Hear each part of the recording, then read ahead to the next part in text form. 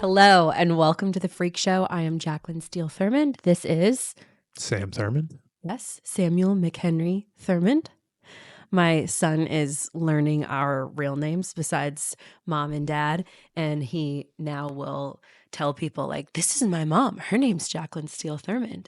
This is my dad. This is Samuel McHenry Thurmond. And it's so cute. So anyways, today we are going to talk about finance. If you missed, I forget what episode it was one of the early 40s.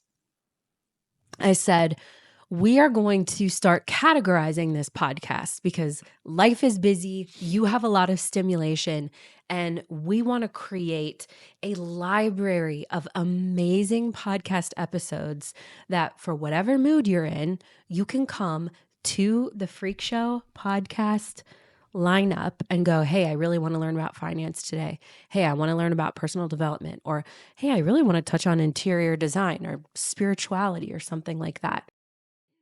So we're categorizing these podcasts, and today is our first finance episode. And it's entitled Finance, 3 Must-Read Books to Change Your Financial Trajectory. As a woman, I love talking about finance. I didn't always love talking about finance because I think for me, there was a lot of shame that came with it. I graduated from college with just a massive amount of student debt. Even though I had scholarships, I went to Baylor University and I love Baylor. I had the best experience there, but it was so expensive. And so finances for me, from the beginning of my adult life, there was just such a shame, guilt, and scarcity complex. Now that debt is paid off, it's been paid off for 5 years now. We are investing, we're doing so many things. And I wouldn't say I've read a ton of financial books, but I've read more than your average Joe of financial books. Would you say that that's correct? Mm-hmm. And I find it so empowering and so important because it's not really taught in school for us to learn how to invest and learn how to become financially independent as couples, but also as women, because I think there's been so much progress, right? But very often women still depend on their partners to make financial decisions. And not that you don't make good financial decisions, but I think we make the best financial decisions when I'm part of the conversation too. Mm-hmm. And so that's why I think talking about finance, not making it taboo, is so important. But also, if you are just beginning and dipping your beautiful little toes in the finance pond, I wanted to give 3 primers for getting financially literate. And these 3 books have changed the way that I think about finance, changed the way that I think about building wealth, and I think they will for you too. And so I'm just going to give you a brief synopsis of each. But Secrets of the Millionaire Mind is a fantastic book. I can't even remember who it's by. Hold on, I'll get it.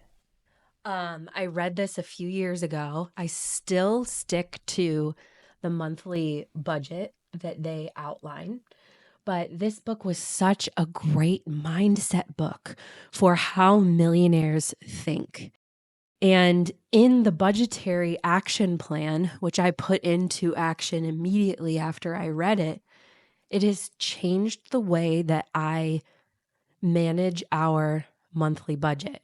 So he outlines that you should have several accounts, and this makes it so easy to stick to, but we have multiple checking accounts. One is a necessities account. That's where all of your mortgage money goes, your rent money, your living expenses, gas, utilities, blah, blah, blah. Then you should always have a fun fund, which is 10% of what you make. A long-term savings for spending. This is for big purchases like a home, like a second home, like something that you just really want and it's going to require saving up for. A giving account, which should also have 10%, and then an education account, which should also be 10%. Now, we don't do the education account right now because we're through that stage, though I think it's always good to be investing in education. We just don't have that right now. And we also have a separate investing account for Roman and his future education. Which I would say is Yeah. an education account. Yeah. One thing before you keep going that I would mention is I think when you have a W-2 job or one or two people have a W-2 account or job, excuse me. I'll get my tongue together in a second. It can be a little more straightforward because you're earning usually, unless you're highly commission based, you're earning the same amount of money every month. So it's more straightforward setting a budget and then dividing buckets this way. I think for the entrepreneurs out there, it can be more challenging because income is less consistent, especially in the beginning. So it's hard to say, oh, well, I'm going to bring in this amount this month and I'm going to divide it this way. But at the same time, while we for a long time didn't do that, it's more of an excuse than anything. And I think I was of the wrong mindset of like, oh God, we have to feed this business and then we have to eat as well. And that's all that really matters.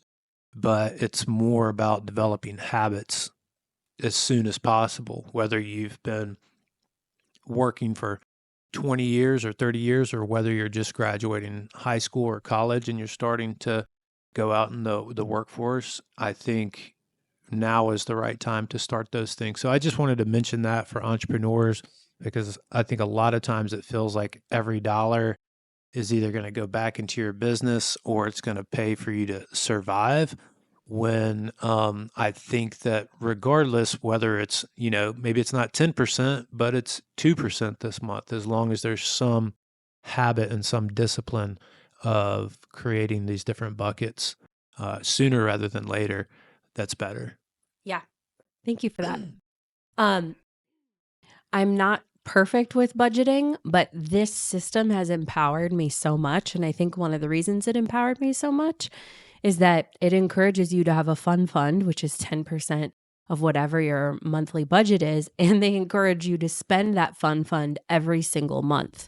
Now, we don't always do that, but it makes it so much more relaxing to go out to dinner and be like, this is just part of our fun fund. Or for those, just luxurious moments where you want to go to the spa and just have a spa day. That's part of my fun fund. And I'm not going to be sweating over it because I know that I've allotted for it. So that was pretty life-changing for me. Prior to that, anything that like a massage or getting your nails done or anything like that, I always felt such guilt around it. And now I don't. So I feel much, much more empowered. All right. So that's Secrets of the Millionaire Mind by Harv Eker. Then the second book, and I'll link all of these in the show notes too, but is The Millionaire Next Door. This was a book recommendation from a family friend who is in real life the wealthiest person that we know, millions and millions and millions and millions of dollars. And he recommended The Millionaire Next Door. And this book is so profound because it shows you and it outlines and it gives you statistics for how most of the millionaires in the United States of America are not people that are driving the flashy cars or have the giant homes. They are people who have managed their money extremely well. They've reinvested. They're not overspending. They're not dependent on credit cards. They're driving the same car for multiple years. And some of those things in our materialistic society feel so antithetical, right? And they feel so like, oh, but I want the brand new car, or I want the new bag, or I want to show off my X, Y, or Z. But this book talks about how if you want to create real wealth, real financial independence, even generational wealth, these small habits of not overspending and reinvesting and saving will change your entire financial trajectory forever. And I found that to be just so empowering and also exciting and motivating. And one of the things that I really enjoy doing is looking at our bank account, going through the money that we have, and then dividing it by how many, and this does not include our savings account, but how many days are left in the month. So I'll take the money that we have in our monthly budget and I'll divide it by 31. Or let's say we're 10 days in, I'll divide it by 21. Or let's say we're toward the end of the month and we've got 7 days left. I'll divide what we have left by 7. And I give us a daily budget where I go, okay, if we only spend this much, this is how much we have left over to either put back in our savings account or to put in cryptocurrency or to put in our Acorns account, that we can reinvest wisely, that money that can make money babies if we don't spend it now. And that's something that has been very motivating and exciting for me. Yeah. Yeah, I think your point of, well, the millionaire next door and all of the examples, pretty much all the examples in the book are of people who, you know, weren't doing anything.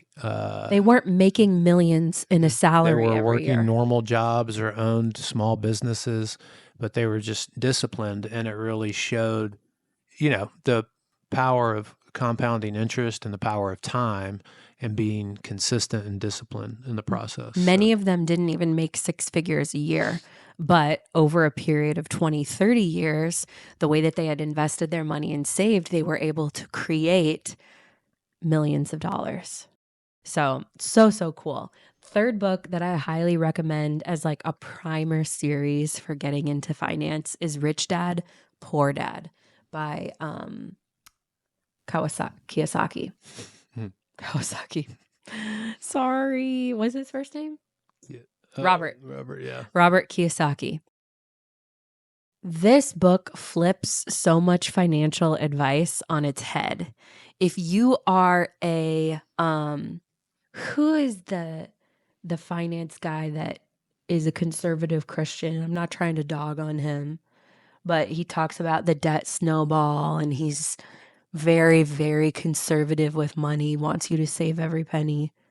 I know, I can't think of his name. I know who you're talking about. Anyways, Robert Kiyosaki basically flips everything this guy is saying on his head. He talks about good debt. He talks about investing in real estate and how important investing in real estate is if you want to build wealth. That's something that all of these books talk about, is investing in real estate.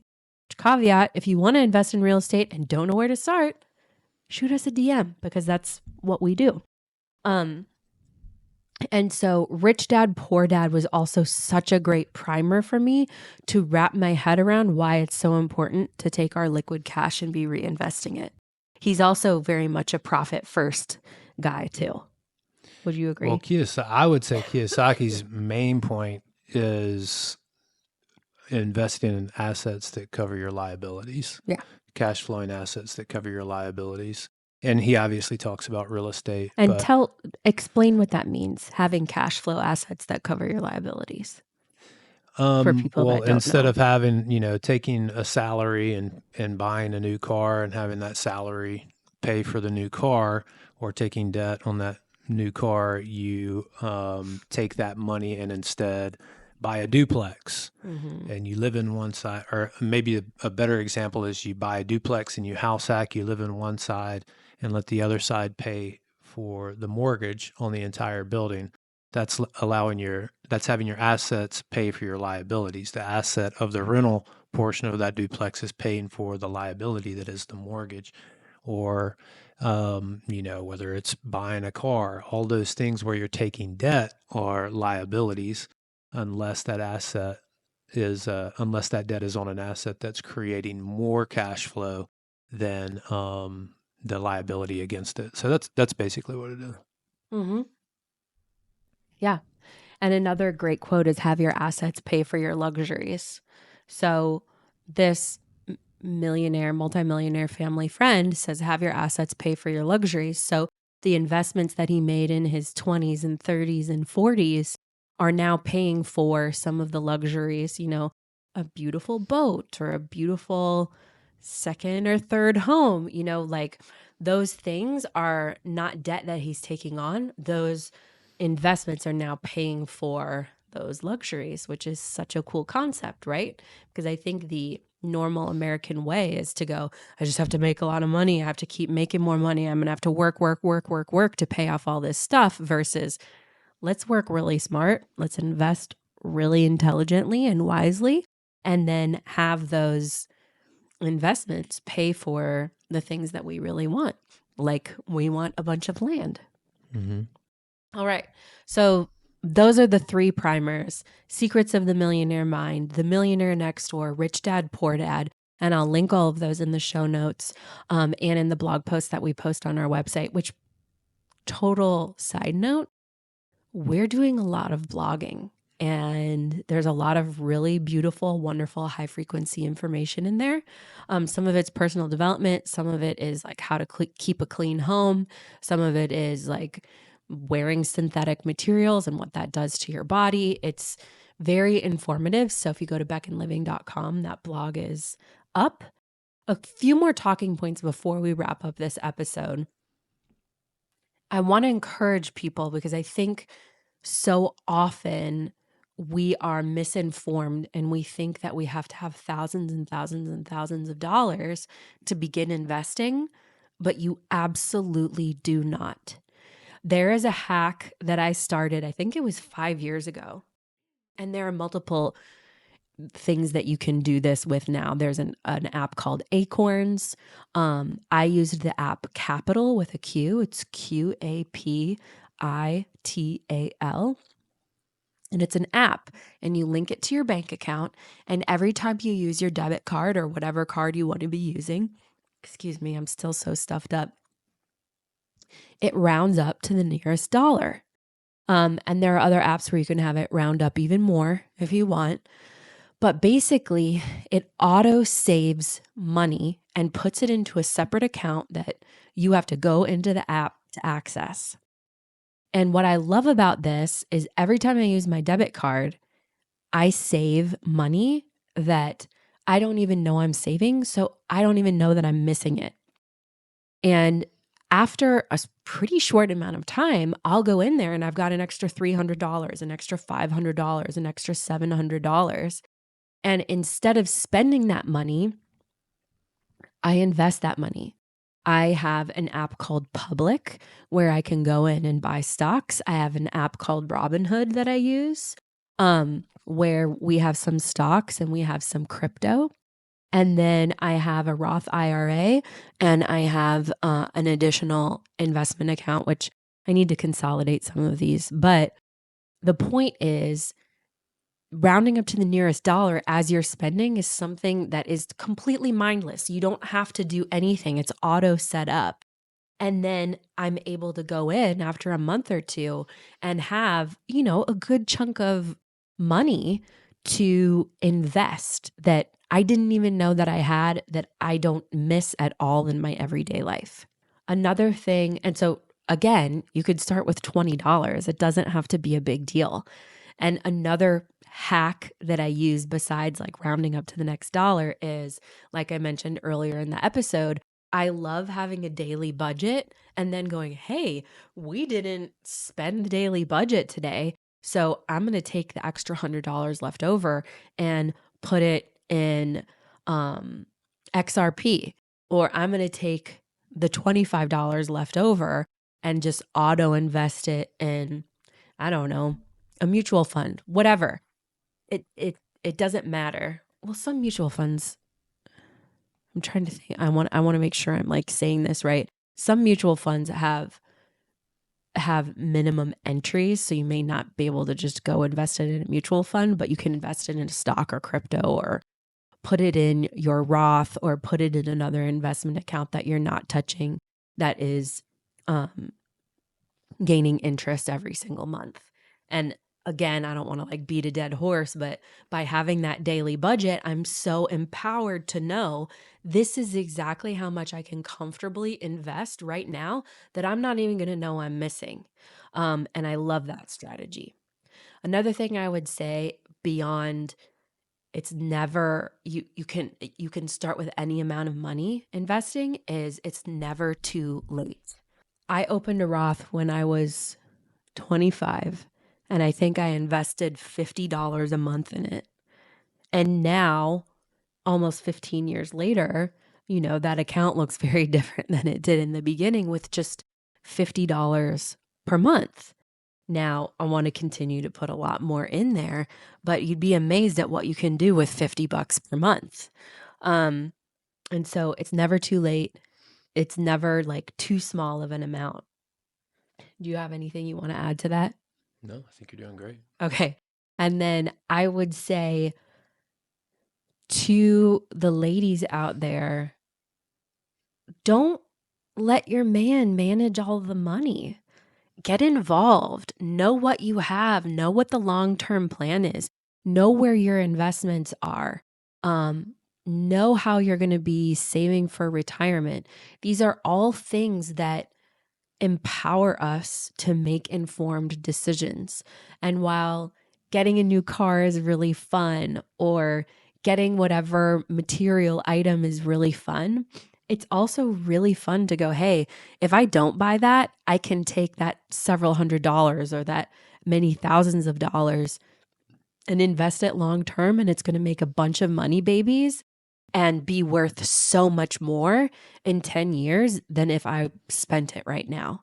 I love that. It makes me feel empowered. And while my husband is extremely smart and very savvy, especially when it comes to real estate investing, I like knowing where our money is going, how it's being invested, and what the long-term plan is, because it helps me to then plan all of the other facets of our life. And it gives me some peace of mind. And I feel like when finances are a gray area, when they are things that we don't touch, that we don't get involved with, there can be mystery there. If you're in a relationship, there can be pent up resentment. And so talking about finances, knowing about finances, it's just all, while it's at times it's difficult, and we've had difficult conversations over the duration of our relationship, at the same time, having those conversations has led us to becoming healthier and healthier in our finances. We're still not where we want to be. We want to be completely financially independent. We're not there yet, but I feel like we are taking the steps necessary to get there. Yeah, and I'll say from my perspective, for guys like me, I want you to be involved. Like, I don't want there to be mysteries. I want you to understand everything that's going on, and you contribute just as I do. So I'm not alluding that men are the only contributors. They're oftentimes Yeah, your girl's been making that money. yeah, where the woman is the breadwinner. So I'm not saying that. All I'm saying is, if you're a guy like me, I want you to be involved, because if you're not involved, you don't really understand a big aspect of our relationship. And Yeah. if you're, spending money on things or uncertain about certain things, and you don't really have an understanding of where we stand financially, and you're not actively participating in that, it feels like an imbalance, and it feels like all adults should bear the responsibility for their family's finances.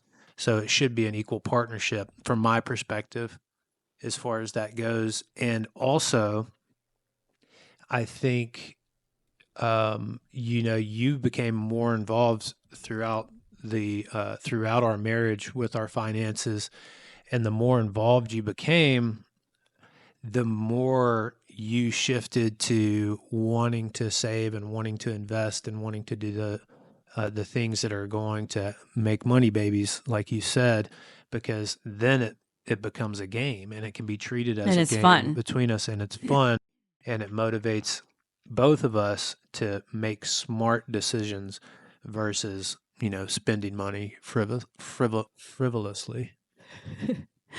A little tongue twister there. The last point that I want to make is, unless you are extremely savvy with stock trading, I do not recommend stock trading. I think it is so risky. If you're going to invest your money, plan to invest it for the long haul. The people who get the highest returns are people who leave their money in mutual funds and crypto for very long periods of time. You don't have to take my advice. You can read these books. We're not financial planners. We are not financial planners, but from really smart people that I've talked to, they say that stock trading, buying and selling stocks constantly, is really, really risky unless you really know what you're doing. So if you're going to invest, plan on investing that money for a long period of time. I'd say Unshakable by Tony Robbins is a really good book if you want to really That's on my list. Understand the fundamentals of mutual funds, investing in the S&P, and the difference between passively investing and actively trading. It's a really good book. We're more passive investors. Because I don't know anything about it, so I'm not trying to make a bunch of moves. To wrap this up, question for the audience, question for our beautiful listeners is, how can you create your own investment plan? And how much money could you take today and download one of these apps? Capital, Public, Robinhood, Ellevest, any of these, and take $20, $30 and begin the process of creating your own financial independence. Thank you for listening. Live on purpose, live on frequency, and we can't wait to connect with you next week. Bye.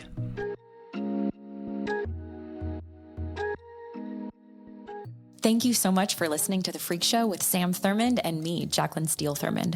We would love to connect with you via our website, beckonliving.com, and on social media. You can find us on Instagram and TikTok at Beck & Living, and you can join our email list to receive uplifting messages, podcast and business updates, and discounts on high-frequency products just for our freaky community. Cheers to high frequency living.